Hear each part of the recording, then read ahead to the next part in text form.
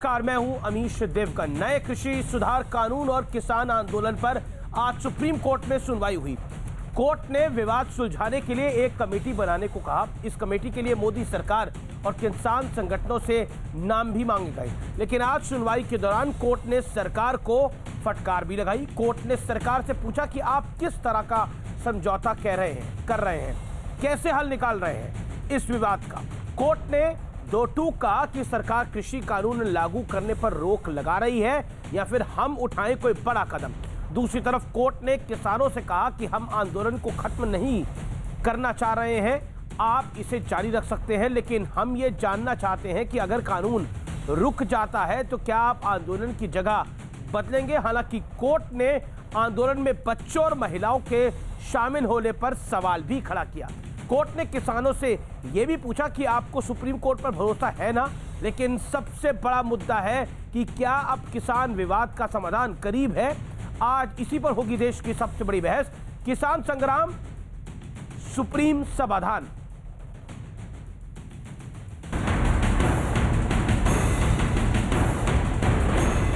सैंतालीस दिन का आंदोलन, सरकार और किसानों के बीच 8 बेनतीजा बैठकों के बाद आज फिर सुप्रीम कोर्ट में किसानों के मुद्दे पर सुनवाई हुई। कोर्ट ने सरकार को फटकार लगाते हुए कहा, सरकार कृषि कानून लागू करने पर रोक लगा रही है या हम कदम उठाएं। कोर्ट ने किसानों से कहा, हम आंदोलन को खत्म नहीं करना चाह रहे हैं, आप इसे जारी रख सकते हैं। हम ये जानना चाहते हैं कि अगर कानून रुक जाता है तो क्या आप आंदोलन की जगह बदलेंगे। सुनवाई के दौरान सरकार की तरफ से कहा गया कि इस तरह से किसी कानून पर रोक नहीं लगाई जा सकती है। इस पर अदालत ने कहा कि हम सरकार के रवैये से नाखुश हैं। हमारे पास ऐसी एक भी दलील नहीं आई जिसमें इस कानून की तारीफ हुई हो। सरकार की तरफ से विवाद सुलझाने के लिए 15 जनवरी तक का वक्त मांगा गया, लेकिन सुप्रीम कोर्ट ने साफ मना करते हुए कहा कि आप इसे ठीक तरीके से हल नहीं कर पा रहे हैं। Honourable chief justice of India ने केस के शुरुआत में ही साफ तौर पर केंद्र सरकार को डांटते हुए कहा कि इस तरह से इतने दिन हो गए हैं, पिछली डेट 17 दिसंबर से आज 11 दिसंबर हो गई, तब से अब तक इतनी पिटीशन हो चुकी हैं, इतना टाइम लग चुका है, इतने किसान मर चुके हैं। उधर दूसरी तरफ सुप्रीम कोर्ट ने आंदोलन कर रहे किसानों पर कहा कि प्रदर्शन में महिलाएं, बच्चे क्यों शामिल हैं? क्या किसानों को कोर्ट पर भरोसा है? विरोध गांधी जी के सत्याग्रह जैसा होना चाहिए। कोर्ट ने यह भी कहा कि जिस तरह से धरना प्रदर्शन हो रहा है उसे देखकर लगता है कि एक दिन शांतिपूर्ण प्रदर्शन में कुछ भी घटित हो सकता है। हम नहीं चाहते कि कोई घायल हो। सुप्रीम कोर्ट का आदेश तो सर्वोपरि है। भारत सरकार ने किसान यूनियन के साथ अनेक दौर की बातचीत की है और कोशिश की कि रास्ता निकल आए। 15 तारीख को बैठक है। सुप्रीम कोर्ट जब किसी विषय पर अगर विचार कर रहा है तो निश्चित रूप से उस समय उस पर कोई भी वक्तव्य देना उचित नहीं। तीनों काले कानून खत्म करिए, इससे कम देश के किसान को कुछ मंजूर नहीं।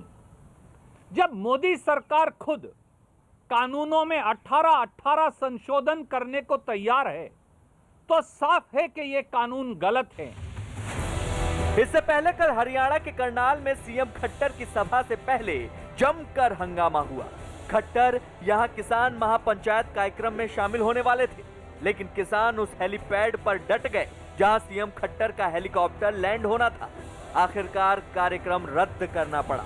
हालात संभालने के लिए पुलिस को लाठियां भाजनी पड़ी, आंसू गैस के गोले दागने पड़े। लेकिन सवाल है, क्या सुप्रीम कोर्ट के दखल के बाद अब सुलह का रास्ता निकलने वाला है? आज इसी पर होगी देश की सबसे बड़ी बहस, किसान संग्राम सुप्रीम समाधान।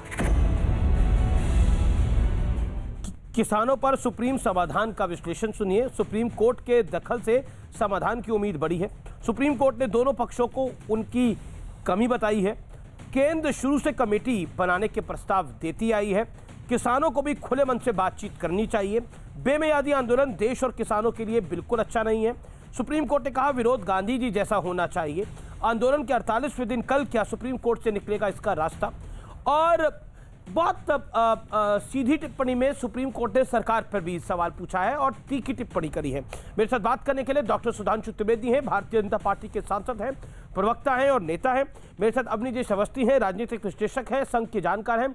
अलका लांबा है, कांग्रेस की प्रवक्ता है। पप्पू यादव है, अध्यक्ष जाप के, बिहार से मेरे साथ जुड़ रहे हैं। आप तमाम लोगों का अभिनंदन है। मैं सबसे पहले डॉक्टर सुधांशु त्रिवेदी आपके पास आता हूं। क्या आपको लगता है कि आज ऑनरेबल सुप्रीम कोर्ट ने जो जो टिप्पणियां करी है उस पर सवाल खड़ा होता है कि आप किस तरह की बातचीत कर रहे हैं कि समाधान नहीं निकल पा रहा? देखिए, जैसा अभी माननीय कृषि मंत्री जी कह रहे थे कि जब सर्वोच्च न्यायालय इस विषय के ऊपर प्रक्रियागत निर्णय ले रहा है तो हमारा उसके ऊपर कोई टिप्पणी करना उचित नहीं। जहां तक सरकार का पक्ष है, हम स्पष्ट करना चाहते हैं कि हम पूरे खुले मन से, ईमानदारी के साथ हर चीज के ऊपर बिंदुवार बात करने को तैयार है। और मैं पहले भी यह बात कई बार कह चुका हूं, ये एक कानूनी मामला है, एक कानून से जुड़ा मामला। ये कोई भावनात्मक मामला नहीं है कि अंग्रेजों भारत छोड़ो या मंदिर वहीं बनाएंगे जिसमें हमें कुछ नहीं सुनना, हमें बस ये चाहिए। यहाँ कानून में तो एक एक चीज कानून के हिसाब से होती है ना। अब संसद पे भरोसा नहीं तो इंटरप्रेट करने के लिए सर्वोच्च न्यायालय है। तो मैं मानता हूं कि जिसको देश की वैधानिक व्यवस्था में विश्वास है उन्हें इन विषयों के ऊपर अपनी स्थिति स्पष्ट करनी चाहिए। और एक और बात मैं विनम्रता से कह देना चाहता हूं, देखिए, राजनीतिक नेताओं की तो विश्वसनीयता पे बहुत गहरा संकट है। तमाम राजनीतिक दलों के घोषणा पत्र अवेलेबल हैं, यही शब्द कहा, अपनी सरकारों में यही प्रस्ताव पारित करवाया, अपनी कमेटियों में यही लिखा और पलट गए। मगर आज तो दुख और विचित्रता की बात क्या है कि भारतीय किसान यूनियन ने 2008 में इसी बात को लेकर आंदोलन किया था कि हमें मंडी के चंगुल से मुक्ति दिलाइए, मंडी की परिधि के बाहर हमें अपनी फसल बेचने को, बाजार में बेचने का मौका मिले। और आज वो भी एकदम पलट गए। तो भाई दो में से एक बात उन्हें कह देना चाहिए, उन्हें कह देना चाहिए कि हमारा 2008 का स्टैंड गलत था। सुधांशु जी, आप बड़े जिम्मेदार नेता है, रूलिंग पार्टी के सांसद है, प्रवक्ता है उनके, और आप दशकों से भारतीय राजनीति में है और उसको समझ रहे हैं, देख रहे हैं 2008 में क्या हुआ, उससे पहले 2012 में क्या हुआ। मैं सारी कहानी को हम अच्छे से जानते समझते हैं। लेकिन आज जिस तारीख पर हम खड़े हैं 2021 की, क्या आपको लगता नहीं है कि 2020 दिसंबर में आपके पास मौका था यह आंदोलन समाप्त हो जाए? हालांकि किसानों को भी खुले मन से आना चाहिए क्योंकि किसी भी बात का रास्ता संवाद से ही निकल सकता है। लेकिन क्या आपको लगता नहीं है कि आप लोगों की, यानी आपकी सरकार की एक कमी रह गई?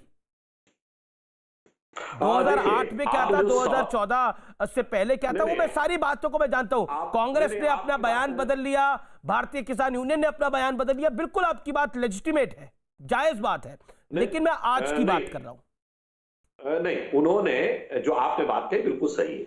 देखिए, पहले क्या कहा अलग बात है, सबको कोई भी बात कहने का अधिकार है लोकतंत्र में और अपनी बात पलटने का भी अधिकार है, पर ईमानदारी दिखाई। जैसे हमने कहा था कि महबूबा मुफ्ती के साथ हमारा गठबंधन महामिलावट थी, प्रधानमंत्री जी ने कहा वह विफल रही। एक बार दिल खोल के कहिए कि जो हमने 2019 में लिखा था वो गलत है, उसको मत मानिए। जो अगर केरल में हम एपीएमसी नहीं दे रहे मत मानिए, हम उसके लिए गलत है। 2008 में किसानों ने कहा था कि मत मानिए, हमारी बात पलट गई और हमारी बात पर विश्वास मत करिएगा।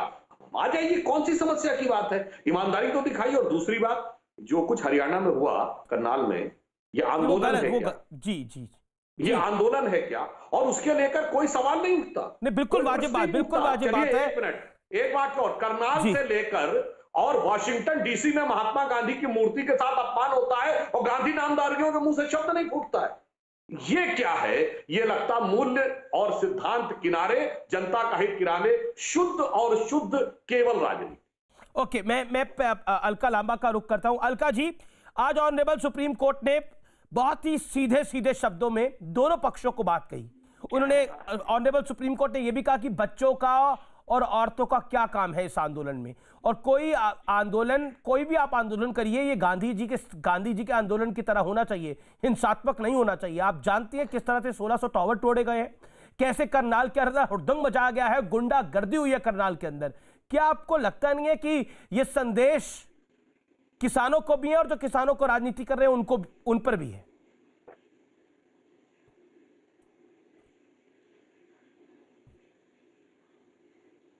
बिल्कुल जी अलका जी। किसान अपने हक अधिकारों के लिए बिल्कुल गांधीवादी तौर तरीकों से निहत्थे होकर लड़ रहे हैं, अपनी कुर्बानियां जान दे रहे हैं, वो इन भाजपाइयों के लिए आज खालिस्तानी, आतंकी, देशद्रोही हो गए। कोर्ट ने साफ कह दिया सरकार फेल हुई है। कोर्ट ने यह माना है कि सरकार को व्यापक चर्चा करके, ना कि अध्यादेश के मामले में तालेबंदी का फायदा उठाते हुए पूंजीपति मित्रों द्वारा ड्राफ्ट किया हुआ कानून लाकर थोपना चाहिए था। कोर्ट ने खुद का एक व्यापक चर्चा की जानी चाहिए थी। कोर्ट ने किसानों के हालात में, ठंड में, खुले में चिंता जाहिर किया। कोर्ट ने यहां तक कहा है कि वो नहीं चाहता, कोर्ट नहीं चाहता कि उनके हाथ खून से रंगे दिखें। ये कोर्ट की टिप्पणी है। सरकार की विफलता के बाद उन्होंने कहा है कि एक जज, रिटायर्ड जज के अधीन एक और कमेटी का गठन किया जाए, ये सरकार तय करे। यहां तक कोर्ट को कहना पड़ा क्यों ना इन कानूनों पर रोक लगा दी जाए। इतनी बड़ी टिप्पणियों के बाद आज भाजपा प्रवक्ता आज भी मौका नहीं खो रहे कि किस तरह से 19 में और कांग्रेस के और उनके घोषणा पत्र पे बात करें। मैं आपका धन्यवाद करती हूं कि आप इन्हें खींच कर दोबारा 2020 और 21 आज के हालात, आज की सुप्रीम कोर्ट की टिप्पणियों पर लेकर आ रहे हैं और हल उसी से निकलेगा, ये आप भी जानते हैं। इसलिए आप भी लगातार इस मुद्दे को गंभीरता से लेकर चर्चा करवा रहे हैं। लेकिन ये लोग, भाजपा के लोग, मानने को तैयार नहीं, अपनी जिद पर आज भी अड़े हुए हैं। और मुझे लगता है अभी भी समय है केंद्र सरकार को, कोर्ट ने जो आज रुख अपनाया उस पर माफी मांगते हुए कोई अपना अहंकार छोड़े, 3 कानूनों को वापस लें, तुरंत कानून किसानों को कहें, संगठनों को कानून बनाए। हम चर्चा कराएंगे पार्लियामेंट पर सुनवाई है। कल सुप्रीम कोर्ट में इस मुद्दे पर सुनवाई है। सरकार का रुख जो है वो सरकार ने आज अपने असिस्टेंट सॉलिसिटर जनरल द्वारा, एजी द्वारा बिल्कुल स्पष्ट रूप से रखा है। लेकिन एक और याचिका दायर हुई है जो किसान पक्ष में है इस कानून के। अब उस पर भी हो सकता है कल सुप्रीम कोर्ट निर्णय कुछ ले, क्या उनको भी शामिल करा जाएगा? क्योंकि ये मामला बड़ा, ये मामला जो है ये अब ऑनरेबल सुप्रीम कोर्ट में है और सुप्रीम कोर्ट ने आज, supreme court has come heavily on government and supreme court ने किसानों के ऊपर भी, खासतौर पर प्रदर्शन पर जो हो रहा है उस पर बड़ी तल्ख टिप्पणी करी है। इसमें भी कोई दो राय नहीं है। क्विकली सुधांशु त्रिवेदी, अलका जी का ऑडियो थोड़ा खराब आ रहा था, को स्काइप लिंक के साथ है, लेकिन आप अपनी बात को रखिए सुधांशु जी। अलका जी ने अच्छी बात कही कि 2021 की बात करें। अलका जी, 2021 में जहां से राहुल गांधी सांसद हैं वहां केरल में एपीएमसी एक्ट क्यों नहीं है? उनको मान लिया, नानी याद आ गई, वो वहां चले गए हैं, तब से तो 2021 में बोलिए ना। उत्तर प्रदेश में सरकार आपकी, देश में सरकार आपकी, और आपको चिंता हो रही है। आज राहुल गांधी जी जो सांसद वायनाड केरला से हैं वो कानून। अलका जी, अब बीजेपी के साथ साथ सुधांशु त्रिवेदी अपनी बात 40 सेकंड रख ले, फिर आप रख लीजिएगा। पप्पू यादव भी इंतजार कर रहे हैं अपनी टर्न का, अवस्थी साहब भी इंतजार करें। अलका जी, मेरा निवेदन स्वीकार करिए। बोलिए सुधांशु, बोलिए। और 2021 में इसी पंजाब में फल और सब्जी पे एपीएमसी क्यों नहीं है? जवाब दीजिए। और फल और सब्जी और खाद्य की सबसे बड़ी, 2 दुनिया की सबसे बड़ी कंपनियां नेस्ले और पेप्सी 40-50 साल से पंजाब में काम कर रही हैं। अगर वो किसानों को खा गई हैं तो आपकी सरकार ने क्या कार्रवाई की है ये बता दीजिए। और अगर नहीं खाया है, उन्हें लाभ हुआ है, तो लाभ दूसरी जगह क्यों नहीं मिलना चाहिए यह बता दीजिए। और तीसरी बात, आपकी सरकार तो कहती थी ना कि 2/3 लोगों को हम खाद्य सुरक्षा में खाना देना चाहते, जिनके पास 2 जून का अनाज नहीं है। गौर करिएगा, ये आपकी सरकार ने और हमारी सरकार भी 80 करोड़ लोगों को अनाज दे रही है। तो जो 6 महीने का राशन रखे हुए हैं, ये उन 2/3 में से हैं, वो गरीब किसान हैं क्या? हमें दोनों का ध्यान रखना है। ईश्वर पप्पू यादव कुछ कहना चाहते हैं। पप्पू यादव अलका लामा, मैं आपका रुख दोबारा करूंगा। आपके ऑडियो और वीडियो दोनों में दिक्कत आ रही है लगातार। पप्पू यादव बोलिए। मैं एक बात मैं आग्रह, इनको बीजेपी और कांग्रेस का डिबेट ना बनाइए, मेरा रिक्वेस्ट है। इसको किसान का रहने दीजिए, देश के 130 करोड़। जैसे आप इनकी कई बातों को नजरअंदाज करते हैं, दलहन तिलहन तथा नारियल गिरी के लिए पीएम आशा योजना, प्रधानमंत्री संरक्षण अभियान 2019-20 में 1500 करोड़, 2020-21 में 500 करोड़, 1000 कटौती इन्होंने किया। बजट 2019-20 में उर्वरक के लिए 79,996 करोड़, यूरिया के लिए 53,629 crore, DAP NPK zinc sulphate के लिए 26,367 करोड़। 2020-21 में उर्वरक की बजट 71,000 हो गई, यूरिया के लिए 47,000, डीएपी पिंक के लिए 23,000 कुछ, 2020-21 में 8,600 90 करोड़ रुपया की कटौती इन्होंने की और यूरिया के लिए 5,824 कटौती की। अनाज खरीदी के लिए जारी बजट में 50% की कटौती इन्होंने की। प्रधानमंत्री किसान सम्मान योजना में पीएम किसान योजना के लिए पिछले वर्ष 75,000 करोड़ रुपया जारी किया गया, लेकिन खर्च केवल 54,370, 28% राशि खर्च नहीं हुआ। देश में 23 फसलों का न्यूनतम समर्थन मूल्य जारी किया जाता है, लेकिन इसका लाभ कितने आदमी को? अगले बार बिहार के पैक्स के द्वारा 2.1% लोगों को मिला, बाकी फसल को 22% फसलों की खरीदारी नहीं हुई। पंजाब में 95% और हरियाणा में 69%। अब आप हमको बताइए, 22 लाख हेक्टेयर में गेहूं खेती पिछले राशि किया गया है, जिसमें 72 लाख टन गेहूं हुआ। अब हम एक स्टेट की बात बता रहे हैं जिसमें 1% भी गेहूं नहीं खरीदी गई। 1500 करोड़ प्रधानमंत्री फसल बीमा योजना की जारी किए थे। पप्पू यादव जी, ये आंदोलन तो किसानों को जो कानून आया है उनको लेकर है ना, जो पंजाब के किसान इसमें नाराज है और हरियाणा के कुछ इलाकों के किसान नाराज है। आपने तो इसमें देश की कृषि को भी शामिल कर लिया है। आज ऑनरेबल सुप्रीम कोर्ट ने इन कानूनों पर ही सुनवाई करी है। समझिए ना, मेरी बात आप समझिए। मैं तो समझ रहा हूँ आपकी बात, समझाइए ना। फसल गेहूं और सर दो फसल नहीं है, गेहूं और धान नहीं है, या 6 फसल नहीं है। उसमें पशुपालन का भी, दूध भी है, मुर्गी भी है, अंडा भी है, अदरक भी है, सेब भी है, केला भी है। देखिए, एक बात समझने का प्रयास कीजिए, आज भी भारत में 40% किसान नहीं है, उसके पास 1 डिसमिल जमीन नहीं है। 1 बीघा से नीचे, 1 एकड़ 1 डिसमिल से नीचे जो किसान है उसकी संख्या 85% है, और बिहार में 92.3% है। मात्र 6.7% किसान जो 3 एकड़ से ऊपर की जमीन है। और हमारे यहां आप एमएसपी 2006 में समाप्त हो गई। आप उसने क्या किया, उसने क्या किया, राहुल जी ने क्या किया, ये बीजेपी का दूसरा कोई एलाप नहीं है। ये अपने अलायंस को ये समझा नहीं पाए, ये झूठा आदमी लोग बादल को नहीं समझा पाए कानून बनाने के पहले, एआईडीएमके को नहीं समझा पाए। महाराष्ट्र, इनकी लड़ाई बेसिकली क्या है? नोटबंदी आप देखिए, जीएसटी देखिए, कोरोना वायरस देखिए, 7 जमात से नहीं निकलते हैं। इनका मजदूर को इन्होंने समाप्त कर दिया, मजदूर एक्ट समाप्त कर दिया, इनको 2 करोड़ रोजगार की स्थिति आप देखिए। लेकिन तब भी आप जो कारण बता रहे हैं पप्पू यादव जी, आप जो कारण बता रहे हैं उसके बावजूद ये बिहार में चुनाव जीत गए। आप ही के राज्य तो है बिहार, उसके बावजूद जीत गए चुनाव। मेरी बात तो सुनिए। अरे मैं तो आपकी बात को 2.5-3 मिनट से सुन रहा हूं पप्पू जी, आपकी बात ही नहीं समाप्त हो रही। मैं आपसे बड़ी विनम्रता के साथ अमीर जी कहूंगा, मैं अमीर जी 2 विधायक रहते हुए मणिपुर में इनके सरकार है, जहां सरकार नहीं थी कर्नाटक मध्य प्रदेश में इनकी सरकार हो गई। बिहार में आप नीतीश कुमार जी से पूछिए। और बिहार के बारे में मेरी एक ओपिनियन है आपसे, कि आपको भी पता है कि बिहार अपनी जिंदगी बहुत कम जीता है, न अपने भविष्य की चिंता। 27 लाख लोग पैदल गए बिहार में, क्या स्थिति हुई। और इस चुनाव को आप लोगों ने क्या कहा था? आप बैलेट पेपर पर चुनाव करा लीजिए अमेरिका के तरह, आप ईवीएम समाप्त कर दीजिए और नफरत की राजनीति छोड़ दीजिए, ये जात पात की। आज पप्पू यादव जी, सुधांशु त्रिवेदी, आप बड़े डायमेंशन में लेके जा रहे हैं। पप्पू यादव सुधांशु त्रिवेदी को जवाब देना चाहते हैं, ठीक है? यादव जी आपने अपनी बात को रख लिया, आप सुधांशु त्रिवेदी जवाब दे ले। सर, पप्पू यादव जी ने कहा कांग्रेस बीजेपी मत जाइए, किसान के मुद्दे पे रही है।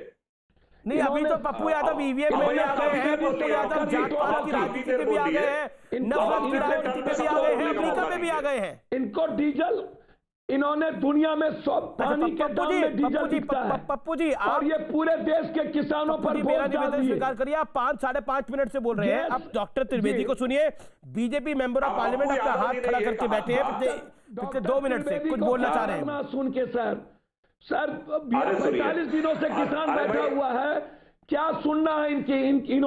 डॉक्टर त्रिवेदी हमारे सम्मानित लोग हैं, मैं बहुत प्यार करता हूं भाई से, सभी लोगों से, मेरा उस पर बहस नहीं है। आज सवाल किसान का है, और जरूरी नहीं है कि सर्वोच्च न्यायालय का पूरा देश नहीं दुनिया सम्मान करती है। सर्वोच्च न्यायालय ने जो बात कही, गांधी, मैं कहता हूं क्या भगत सिंह, चंद्रशेखर आजाद और सुभाष चंद्र बोस अप्रासंगिक है क्या इस देश में? जेपी और लोहिया क्या अप्रासंगिक है इस देश में? आंदोलन सन 57 में बाबू वीर कुमार सिंह अप्रासंगिक है क्या? एक सेकंड देखिए, अब आप ऑनरेबल सुप्रीम कोर्ट की टिप्पणी है उसमें किसी का कोई लेना देना नहीं है। ऑनरेबल सुप्रीम कोर्ट ने गांधी जी की तरह बिल्कुल गांधी जी के तरह होना चाहिए, लेकिन सन 71 के आंदोलन को भी देखिए। अच्छा ठीक है, सुधांशु जी को सुन लीजिए, आंदोलन को भी देखिए। अब देखिए और जो सिस्टम है तो सिस्टम में सरकार आपको दूसरे पक्ष को तो सुनना पड़ेगा ना। पप्पू यादव जी ऐसे कैसे चलेगा? आप खुद समझदार व्यक्ति है, सीनियर आदमी है, बोलिए सुधांशु। हाँ मैं बताता हूं, देखिए पप्पू यादव जी ने कहा किसान पर सीमित रहे और खुद कहां चले गए। जीएसटी, नोटबंदी, सन 71, जेपी आंदोलन, मतलब कुछ छोड़ा ही नहीं जहां तक ना चले गए। गजब का आपने तर्क दिया। अब एक और बात कहता हूं, 2006 से बिहार में समाप्त है पीएमसी। चलिए बाकी किसी ने कुछ किया, आपने कितना आंदोलन किया? पप्पू यादव। और 2015 से 17 के बीच में जब गठबंधन सरकार थी, हमारे खिलाफ की सरकार थी, तब कृषि मंत्री बिहार में कौन था? कांग्रेस का था ना। और उसने उसी के तहत थर्ड स्टेज एग्रीकल्चर रिफॉर्म, यानी तीसरी पीढ़ी के कृषि रिफॉर्म्स को अप्रूव किया। 2006 में भी तो भाई ये तो बड़ी अच्छी बात है कि आप भी लगातार करते जाएंगे और उसके बाद विरोध करते चले जाएंगे। आपने तो बड़ी अच्छी बात कही।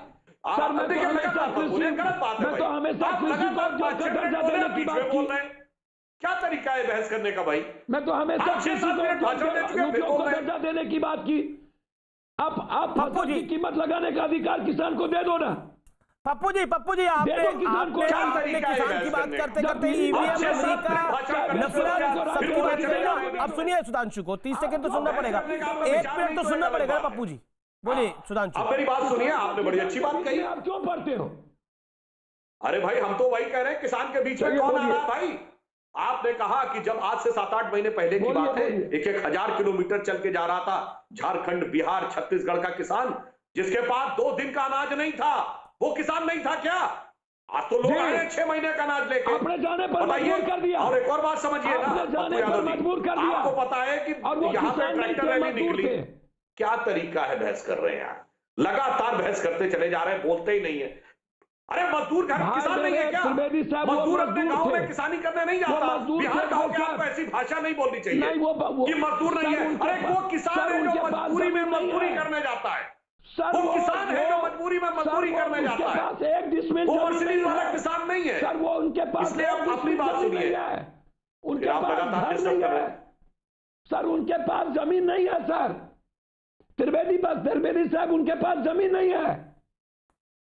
वो मेरी जमीन पर सब्जी पैदा करता है, मेरे खेत में गेहूं, मकई, बाजरा और गन्ना काटता है भाई। क्या तरीका बहस करना चाहते हैं? वापस चलाता है।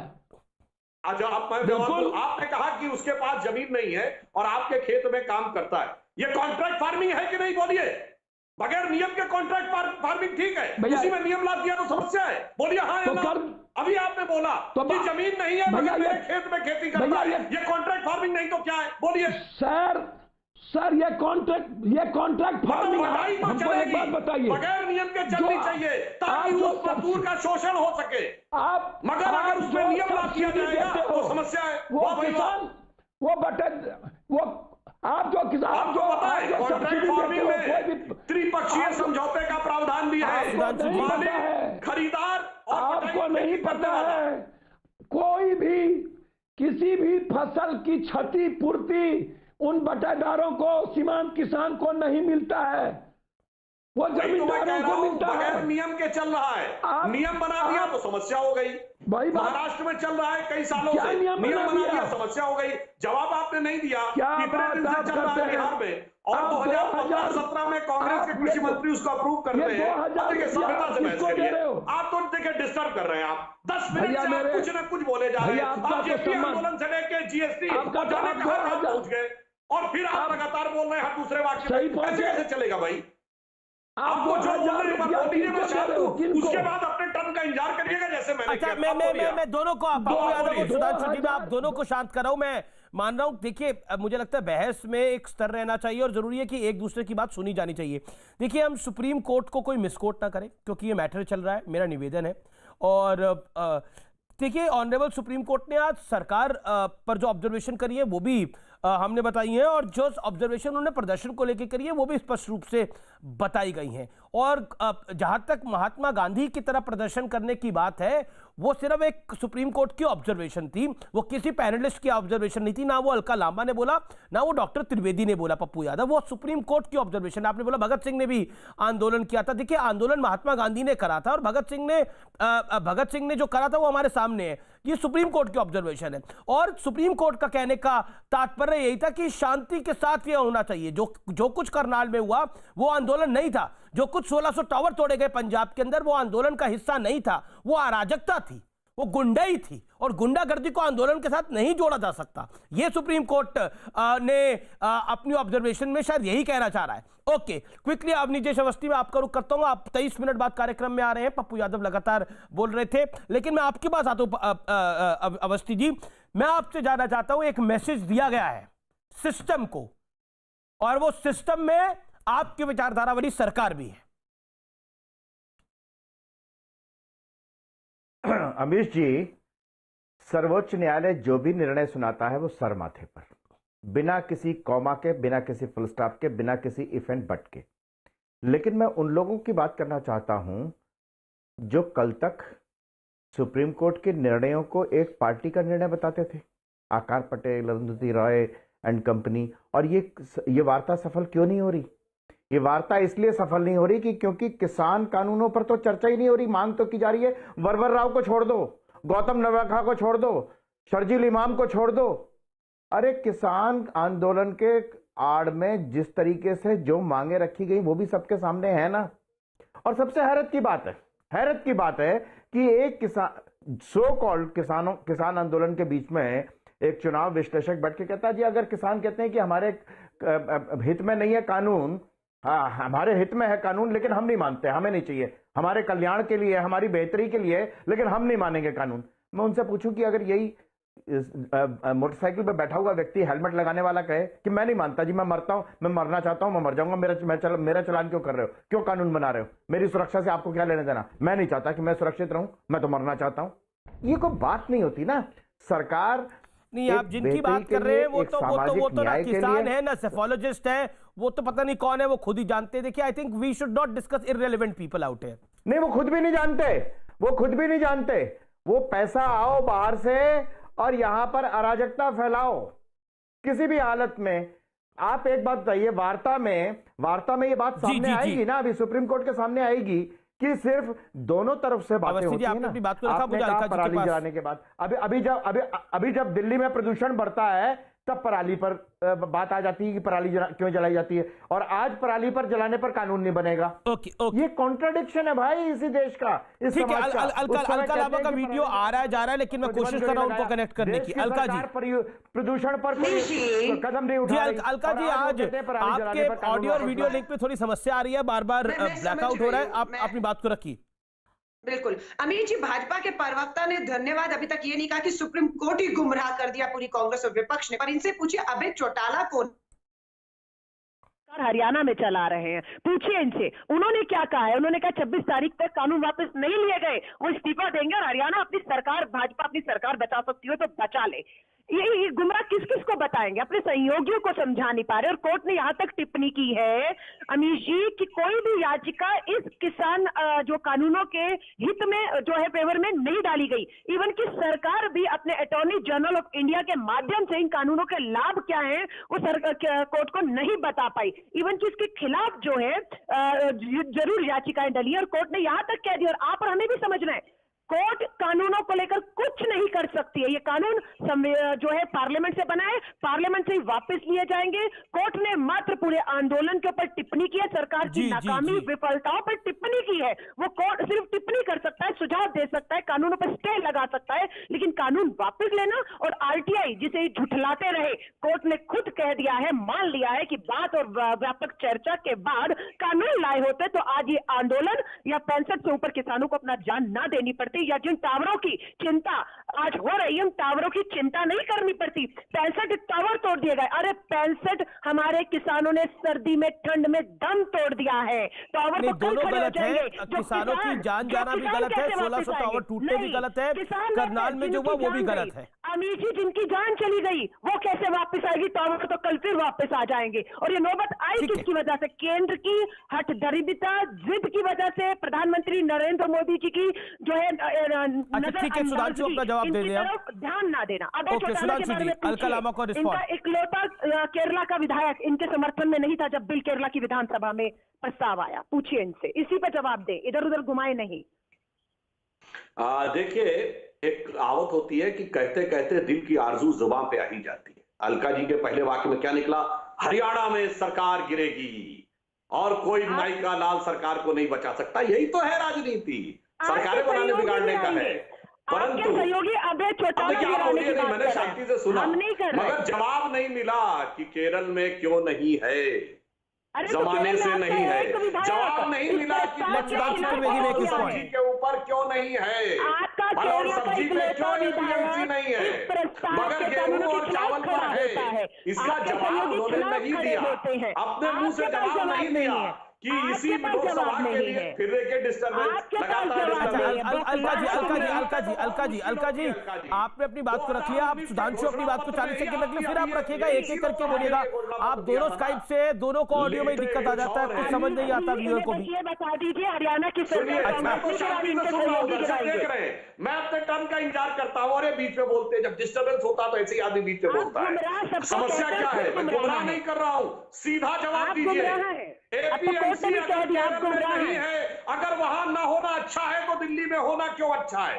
अगर गेहूं और चावल के लिए अच्छा है तो फल और सब्जी के लिए क्यों बुरा है? सीधा जवाब चाहिए, हाँ या ना में। और आपने जवाब नहीं दिया इस बात का। आपने कहा फिर डिस्टर्बेंस, और आपने कहा कि वो तोड़ फोड़ हो गई। वो तो कोई बात नहीं, ये वही कांग्रेस है, ये वही कांग्रेस है। याद करिए, महात्मा गांधी ने कहा था कि self discipline is more important to Swaraj. और जब चौरी चौरा कांड हुआ तो उन्होंने पूरा आंदोलन रोक दिया था। और गांधी वो थे, और आज के गांधी की कांग्रेस है। देखिए किस बेशर्मी के साथ हिंसा का समर्थन। फिर डिस्टर्बेंस, आपकी शिवराज सिंह चौहान किस तरह से गोडसे की ये तरीका अमीर जी ठीक नहीं है। देखिए करना तो भाई सब लोग डिस्टर्बेंस करेंगे। देखिए, बहस में लगातार सब लोग बोले, दोनों पैनलिस्ट बोले, मुझे लगता है वो बिल्कुल ठीक नहीं है। व्यूअर्स, मैं मानता हूं। अच्छा, एक एक करके सब अपनी बात को रखें, एक एक करके सब अपनी बात को रखें। पहले सुधांशु त्रिवेदी, आप अपनी बात को रखिए, फिर मैं अलका जी आपके पास आऊंगा। सुधांशु, पहले आप 40 सेकंड बात को रखिए, फिर अलका जी रखेंगी। बोलिए। जवाब नहीं, ना इस बात का जवाब कि केरल में क्यों नहीं है, ना इस बात का जवाब कि फल सब्जी के लिए क्यों नहीं है, ना इस बात का जवाब कि क्यों लिखा। इन्होंने कहा कि अभी आनंद फानंद बगैर कंसल्टेशन किया गया। तो मैं अपेक्षा करूंगा कि अब आगे से कांग्रेस कभी ये नहीं बोलेगी कि 2003 का मॉडल एक्ट था, हमने अपने जमाने में ये किया था, हमने अपने जमाने में वो किया। रणदीप सुरजेवाला ने कहा केंद्र को बनाने का हक ही नहीं है, ये तो राज्यों का हक है। तो बनाइए अपने यहाँ राज्यों में कानून, कौन रोक रहा है? और तीसरा मैं पूछना चाहता हूं, जहां आपकी सरकार है, राजस्थान में कहा था जयपुर दिल्ली हाईवे जाम करेंगे, 1 महीना हो गया, कितने किसान आए? क्यों नहीं किसान निकल रहा है? आज सोशल मीडिया का जमाना होता तो राजस्थान से लेकर छत्तीसगढ़ तक, विदर्भ से लेकर तेलंगाना तक, आपने फोटो से लेकर वीडियो तक छाप दिए होते। इसका अर्थ यह है कि वो किसान जो गरीब है, जिसके पास 2 जून की रोटी नहीं है, उसको आशा की किरण दिख रही है। तो हम ऐसा नहीं कर सकते। आपकी तरह सियासत कह रहे हैं कि गरीब किसान साथ है, जो किसान समृद्ध है पंजाब का, उसको ही तकलीफ है। ओके, अलका लांबा, एक लॉजिकल बात है कि अधिकतर किसान, इसमें ज्यादातर जो आंदोलन में किसान दिख रहा है वो पंजाब का किसान दिख रहा है, पंजाब का किसान है और हरियाणा के एक तबके का किसान है। क्या आपको लगता नहीं है इस आंदोलन को जो संजीवनी पूरे देश भर में मिलनी चाहिए थी, उस तरह की नहीं मिल पाई है? चाहे वो राजस्थान हो, चाहे वो महाराष्ट्र। इनकी गलतफहमी दूर हो जाएगी। जो पहले दिन से कांग्रेस का किसान, पंजाब का किसान आतंकी, खालिस्तानी, मुट्ठी भर, गलतफहमी दूर हो रही है। 9 बार बैठ के किसके साथ की? खालिस्तानी आतंकियों के साथ की या किसान नेताओं के साथ की? सुप्रीम कोर्ट ने आज फटकार जो लगाई है मात्र चंद मुट्ठी भर किसानों के लिए लगाई है, देश के 60 करोड़ किसान और उससे जुड़े लोगों से लगाई हुई है। अभय चौटाला पे जवाब नहीं दिया। कांग्रेस नहीं गिरा रही आपकी सरकार, आपके सहयोगी आपको छोड़कर जाने की धमकी दे रहे हैं हरियाणा में कि अगर कानून वापस नहीं लिया तो अभय चौटाला की पार्टी आपको आपको छोड़कर जाएगी। हम नहीं है जाने वाले। केरला की बात करेंगे, आपका इकलौता विधायक है भाजपा का केरला से, जब किस कानून के खिलाफ विधानसभा में प्रस्ताव आया तो उसके समर्थन में किसानों के कानून के खिलाफ इन्हीं के एक विधायक ने जो है वोट किया। पंजाब में इनके सहयोगी छोड़ के चले जाते हैं। आप ये सुन रहे हैं, और ये बौखलाहट में सबको गुमराह बताते हैं और खुद गुमराह हैं। आज भी इनकी नजर में ये मुट्ठी भर किसान है, ये आतंकी खालिस्तानी है। और लास्ट वर्ड कहूंगी, ये गोडसेवादी गांधी का नाम लेकर गांधी को बदनाम करना बंद करिए। हिम्मत हो तो मध्य प्रदेश की शिवराज चौहान सरकार को कहिए कि आज गोडसे की मूर्ति लगाकर जो पूजा की जा रही थी, जो आडंबर किया जा रहा था, ये गोडसेवादी किसानों को ना समझाएं कि गांधीवादी आंदोलन शांतिपूर्वक आंदोलन होता कैसे है। आंदोलन आज 3 महीनों से शांतिपूर्वक तरीकों से चल रहा है, उसे हिंसक बनाने की कोशिश कर रहा है। आप लोग गोडसेवादी है, आप गांधीवादियों की तो बात ही मत करिए। देन पप्पू यादव जी बोले। अवस्थी जी। अमीश जी, बड़ी साफ सी बात है। आज शांतिपूर्ण आंदोलन की बात करने वाली अलका लांबा जी 31 अक्टूबर से लेकर 6 नवंबर 1984 की बात तो जरा याद कर लें। गले में टायर डाल करके जलाए गए। एक आदमी नहीं पकड़ा गया। एक आदमी नहीं पकड़ा गया और पुलिस ने एक गोली तक नहीं चलाई, पुलिस ने लाठी तक नहीं चलाई, मार दिए। दिल्ली में, भारत की राजधानी दिल्ली में जला दिए। तुम हो गांधीवादी, गांधीवादी हो तुम, शांतिपूर्ण आंदोलन करते हो। अरे संसद के सामने साधुओं पर गोलियां चलाई, साधुओं की लाश बिछा दी। 6 नवंबर 7 नवंबर 1966 को संसद के सामने साधुओं पर गोली। देखो, देख लिया अमीश देवगन, देख लिया ना अमीश देवगन। मैं किसी के बीच में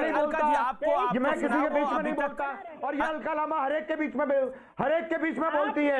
अच्छा ठीक है, पोल खुलती है तो मुंह खुलने लगता है इनका। जब पोल खुलती है तो ये कहती है कि किसी और की बात सुनाई न दे दर्शकों को। अच्छा, मुझे अब ऑडियो डाउन करना पड़ेगा, मेरे पास कोई ऑप्शन नहीं है। मेरा अलका जी, मेरा निवेदन, अलका जी मैं निवेदन कर सकता हूं आपको, माय हम्बल रिक्वेस्ट मैडम, कि आप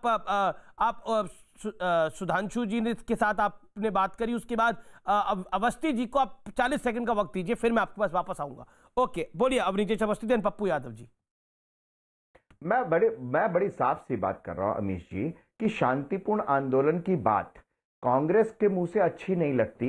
वर्तमान कांग्रेस जो है 1966 में संसद के सामने साधुओं पर गोली चलाई गई, साधुओं की लाशें बिछा दी गई। 1984 में जिस तरीके से टायर डाल कर जलाए गए, 3 दिन के अंदर 3500 सिख भारत की राजधानी दिल्ली में जला दिए गए। पुलिस ने गोली तक नहीं चलाई, एक आदमी तक घायल नहीं हुआ, एक दंगाई घायल नहीं हुआ, नरसंहार हुआ। और वो शांति की बात कर रहे हैं। अमीश जी, नहीं अमीश जी, अरे मैं आज गांधी और गोडसे आज की बात थोड़ना है, इसलिए मैं कह रहा हूं आपको। मैं बात कह रहा हूं कि सिंपल सी बात यह है कि जब बात आ जाएगी कि सरकार ने कहा कि आपको इन कानूनों पे किन बिंदुओं पर असहमति है, आप बताइए। आपकी जहां शंकाएं हैं, जहां आशंकाएं हैं, जहां पर आपको शक-शुबा है, हम उसको सॉल्व करने के लिए राजी हैं, हम आपकी शंकाएं दूर करने को राजी हैं। कानून वापस लीजिए, इसके अलावा कोई बात नहीं होगी। कानून क्यों वापस लीजिए? क्योंकि वरवर राव के लिए आंदोलन चलाना है।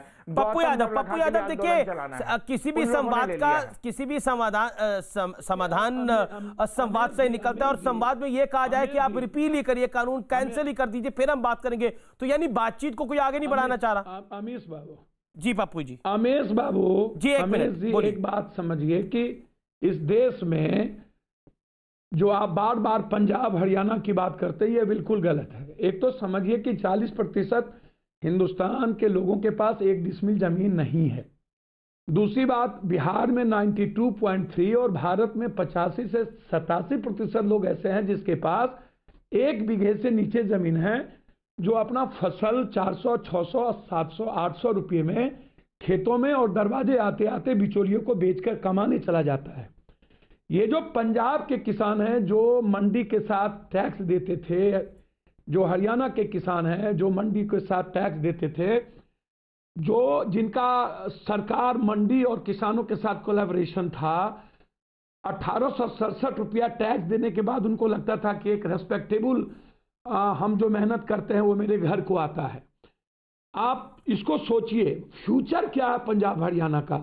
लगभग जो उत्तर पश्चिम के लोग हैं, आप आप अभी भी 800 रुपया धान बिकता है। मेरे यहाँ 1,24,000 लगभग टन धान हुआ है, 1,24,000, जिसमें सरकार ने कही है 40,000 ही मात्र आपको खरीदारी करनी है।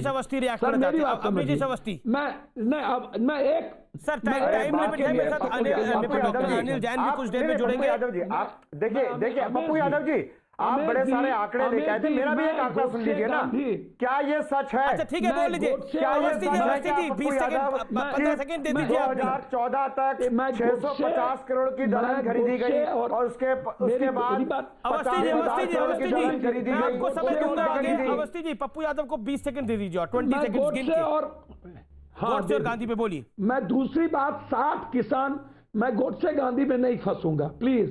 आज सवाल सन 57, 47 और 71 के बाद ये सबसे बड़ी लड़ाई है किसानों की। ये 130 करोड़ हिंदुस्तानियों की लड़ाई है। ये कुछ नहीं कहते हैं, ये अपने फैमिली परिवार को कोई इस्तेमाल नहीं करता है। आज 12 घंटा किसी नेता का परिवार कहीं बैठता है, कोई घटना घटित होती है तो कानून बदल जाता है, पूंजीपतियों के लिए अध्यादेश ले आता है।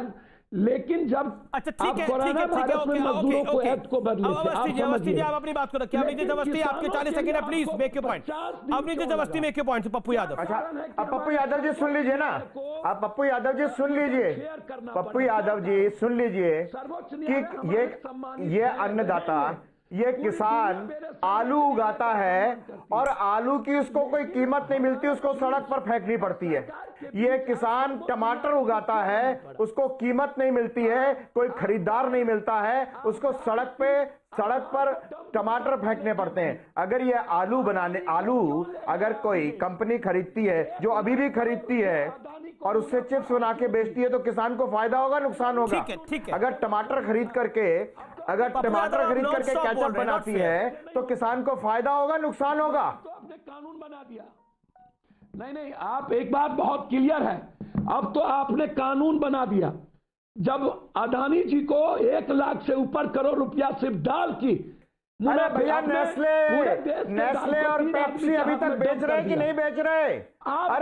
अरे कानून बनाने से पहले क्या नेस्ले और पेप्सी पंजाब में काम कर रहे हैं कि नहीं? आप बताइए। नहीं पप्पू ये बताइए।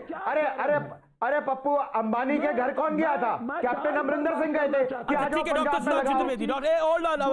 आपने अपनी बात को रखा। डॉक्टर त्रिवेदी। देखिए मैं सभी से अपेक्षा करूंगा, जैसे शांति से मैं सुनता हूं, ज्यादा लंबा नहीं बोलूंगा, 5-6 वाक्य, इसको जिसको जो उत्तर देना होगा दे देगा। अभी इन्होंने बात कही पूंजीपतियों की बात। ये बताइए, अभी शरद पवार जी के जन्मदिन पर किसने निकाला था विज्ञापन? रिलायंस ने निकाला था ना, शरद पवार जी के जन्मदिन की बधाई। अब ये बताइए, अडानी को पहला एफसीआई का कॉन्ट्रैक्ट कब मिला है? किस ईयर में मिला? 2005, यूपीए 1 की सरकार। 2007 से इफेक्टिव था, 15 साल के लिए मिला।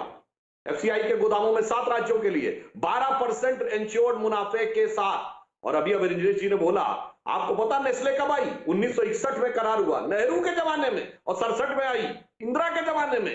पेप्सी कब आई? 88 में पंजाब में, राजीव गांधी के जमाने में। और आप अचानक आप कहने लगते हैं उद्योगपति, पूंजीपति। आप तो ऐसा बोलते जैसे अंबानी अडानी 2014 से पहले तो रेडी पटरी वाले थे और उसके बाद हुए। अरे अरबपति खरबपति आपके जमाने में बने। याद करिए, वो पूरा गिना सकता हूं, 70 का दशक, 80 का दशक, 90 का दशक, कैसे लोग कहां से पहुंचे। दूसरी बात, मैं एक और बात कहना चाहता हूं। अभी बहुत अच्छी बात कही पप्पू जी ने, 1 बीघा से कम के किसान है 40% से कम। पप्पू जी दिल पे हाथ रख के कहिए, जिसका 1 बीघा से कम जमीन है, उसे ले जाकर अगर मंडी में बेचना होगा। Doctor Anil Jain joins me after this. मुनाफे का सौदा है। Alka ji, doctor Trivedi, you made your point. Bhajpa के प्रवक्ता एक बार फिर गुमराह कर रहे हैं। कांग्रेस की सरकारों ने कभी भी किसानों के हितों को नजरअंदाज करते हुए किसी पूंजीपति को लाभ नहीं पहुंचाया होता तो आज इससे बड़े किसान आंदोलन इतिहास में हुए होते। इतिहास में ऐसे इतने बड़े किसान आंदोलन ना हुए, ना इतनी कुर्बानियां हुई हैं, क्योंकि कभी भी कांग्रेस की सरकारों ने किसानों के हितों को नजरअंदाज करके पूंजीपतियों को मोदी जी की तरह लाभ पहुंचाने की कोशिश नहीं की। इन कानूनों पर चर्चा होती रही, कभी भी इस तरीके से अध्यादेश के माध्यम से तालेबंदी का लाभ उठाते हुए आपदा में अवसर का लाभ उठाते हुए अपने पूंजीपति मित्रों को लाभ पहुंचाने की कोशिश, शर्म आनी चाहिए इन्हें, शर्म आनी चाहिए इन्हें। पूंजीपतियों को सर्वोपरि, उनके हितों को सर्वोपरि रखते हुए दोनों प्रवक्ता पूंजीपतियों के पक्ष में बोल रहे हैं। किसान के लिए बोलने के लिए भाजपा का एक भी प्रवक्ता नहीं मिलेगा जो किसानों के लिए बोल रहा हो, पूंजीपतियों के लिए बोल रहे हैं, उनकी चिंता है। लेकिन कांग्रेस ने कभी भी किसानों के हितों से ऊपर कभी नहीं रखा है। आप तमाम लोगों का शुक्रिया। मेरे साथ डॉक्टर अनिल जैन, सुधांशु आपका भी बहुत बहुत शुक्रिया। मेरे साथ डॉक्टर अनिल जैन जुड़ रहे हैं बातचीत करने के लिए एक्सक्लूसिवली। डॉक्टर अनिल जैन, आपका अभिनंदन है न्यूज 18 पर आर पार में। मेरा पहला सवाल आपसे ये, आपने खुद बयान दिया कि झूठ को प्रचारित करके भ्रम फैलाकर आंदोलन खड़ा किया गया, लेकिन सरकार इस भ्रम जाल को क्यों नहीं तोड़ पा रही? आज ऑनरेबल सुप्रीम कोर्ट ने भी सीधे तौर पर टिप्पणी करी है। बोलिए डॉक्टर अनिल जैन। लगता है उनसे संपर्क नहीं जुड़ पा रहा, मैं उनसे दोबारा संपर्क करने की कोशिश करूंगा। एक ब्रेक के बाद वापस आ रहा हूं। Welcome back. आप देख रहे हैं देश का सबसे लोकप्रिय और नंबर 1 डिबेट शो आर पार। मेरे साथ डॉक्टर अनिल जैन इस समय जुड़ रहे हैं। आपका अभिनंदन है, सांसद है भारतीय जनता पार्टी के। डॉक्टर अनिल जैन, मेरा पहला सवाल आपसे यही है कि आप काफी देर से एक तो इंतजार कर रहे हैं, कुछ टेक्निकल दिक्कत आ गई थी, लेकिन आपने खुद बयान दिया था कि झूठ को प्रचारित करके और भ्रम फैलाकर आंदोलन खड़ा किया जा रहा है, लेकिन सरकार इस भ्रम जाल को क्यों नहीं तोड़ पा रही? आज सुप्रीम कोर्ट ने भी तल्ख टिप्पणी करी है। देखिए, जहाँ तक आंदोलन का विषय है, सरकार, और एक बार नहीं अनेक बार सरकार ने कहा है कि सरकार किसानों के हित के साथ प्रतिबद्ध है, किसानों के हित पर कोई कुठाराघात सरकार नहीं होने देगी, ये बात तय है। एक बात, अब किसान आंदोलन में जो लोग किस कारण से जुड़े हैं उसके तमाम अलग अलग पहलू हैं। मैं नहीं कहता कि वो सब कारण निरर्थक हैं, लेकिन सरकार ने जब कहा है कि हम एक एक क्लॉज पर वार्ता करने को तैयार हैं, 1 to 1 क्लॉज पर आप बात करिए और आपकी जो समस्या है, जो भ्रम है, उसको हम निवारण करेंगे। लेकिन इसके साथ ये जिद क्यों कि पहले कानून वापस लो तब हम बात करेंगे, तब हम आगे बढ़ेंगे, सुप्रीम कोर्ट ये में चला गया है, होने का कोई अभिप्राय नहीं। लेकिन अब सीएम खट्टर ने किसान महापंचायत वाले दिन हालात काफी बिगड़ गए, कार्यक्रम तक रद्द करना पड़ा। क्या आपको लगता है कि ऐसी नौबत क्यों आई है आखिर? देखिए, मैं बता दूं, माननीय सुप्रीम कोर्ट ने जिस प्रकार की आज टिप्पणी की है, मैं एक एक टिप्पणी को आप ध्यान से देखिए। जो हम बात कह रहे थे, जो सरकार बात कह रही थी, माननीय सुप्रीम कोर्ट ने भी वही बात कही है कि आंदोलन कहाँ होना चाहिए, आंदोलन में बुजुर्ग, महिलाएं, बच्चे लाने चाहिए क्या, आंदोलन किन बातों पर आंदोलन हो रहा है उनकी मेरिट पर आप चर्चा करिए। सरकार ने 8 राउंड की बात करी है, सरकार अगर गंभीर नहीं होती तो 8 राउंड की बात क्यों करती? डॉक्टर जैन, सुप्रीम कोर्ट ने आप सुप्रीम कोर्ट के ऑपरेटिव पार्ट को उठा रहे हैं जो उन्होंने ऑब्जर्वेशन दी, लेकिन उन्होंने ये भी ऑब्जर्वेशन दी कि सुप्रीम कोर्ट ने बातचीत पर सवाल उठाए हैं, मामला ठीक से संभाला नहीं गया, ये भी सुप्रीम कोर्ट ने कहा है। सरकार कानून रोकेगी या हम रोके, ये भी सुप्रीम कोर्ट ने कहा है। किसानों की परेशानी पर कमेटी बने, ये भी सुप्रीम कोर्ट ने कहा है, जो बात आप लोग भी कह रहे थे, लेकिन मामले को ठीक से नहीं संभाला गया। सुप्रीम कोर्ट ने बातचीत पर सवाल उठाए कि आपने अभी तक किया क्या है? देखिए, अब ये सवाल क्योंकि हम वहाँ हैं, सुप्रीम कोर्ट ने जो कमेंट किए हैं, मैं माननीय सुप्रीम कोर्ट के पूरे सम्मान के साथ कहना चाहता हूं कि सुप्रीम कोर्ट ने वही बात कही है जो हम कह रहे थे। कमेटी की बात हमने भी कही थी, माननीय सुप्रीम कोर्ट ने भी कही है। अब जब कमेटी होनी है, कमेटी पर चर्चा हो जाए, कमेटी बैठ जाए, फिर आगे के निर्णय कमेटी के अनुसार हो जाएंगे। लेकिन ये जिद कर बैठना, ये कहीं ना कहीं भ्रम फैलाने वालों की, कांग्रेस पार्टी के मीडिया चीफ और सोनिया गांधी के एडवाइजर जो है, विरोध करिए।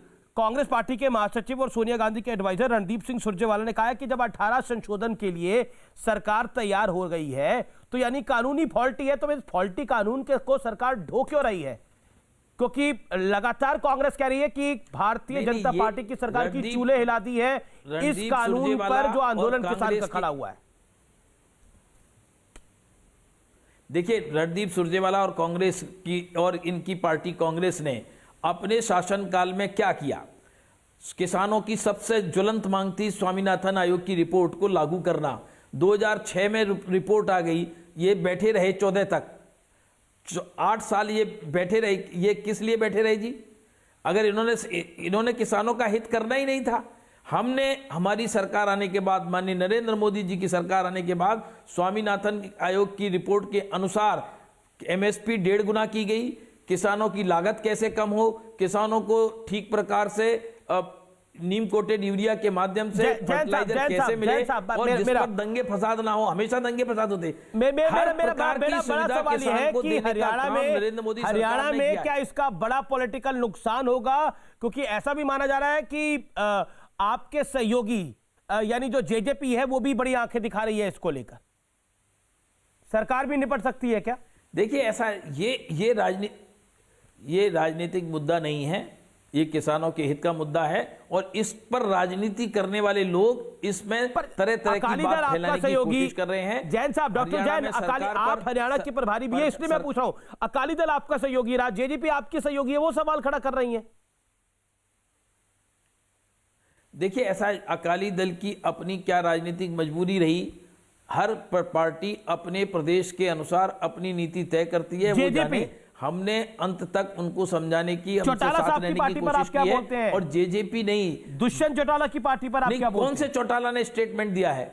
जेजेपी मैं तो बोल रहा हूं, दुष्यंत चौटाला की पार्टी हमारे साथ है।